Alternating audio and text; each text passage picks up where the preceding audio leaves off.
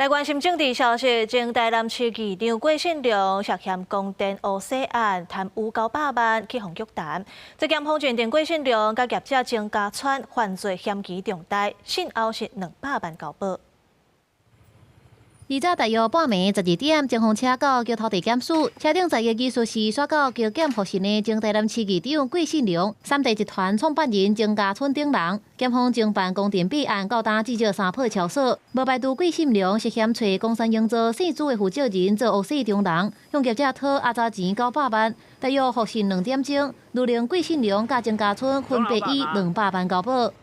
可以帮我们讲一下结果怎么样吗？今天。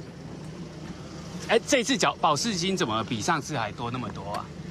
郑家春随缴交保金，行出地检署时唔回应问题。郭信良的助理是直到透早4点，才装着200万的现金办交保。看今仔日你个结果是安怎啊？谢谢。因为今仔日较无遐久对吧？谢谢，谢谢。刚讲一下。谢谢。行出桥头地检署时，郭信良敢若回应多谢，都无加讲话。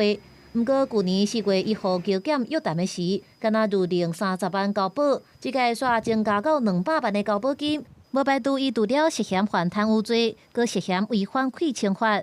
不过，检方敢若回应2人涉嫌犯贪污治罪条例等罪嫌，犯罪嫌疑重大，但是相关的事情已经调查，无羁押必要，其他细节是无加做说明。公司新闻采访报道。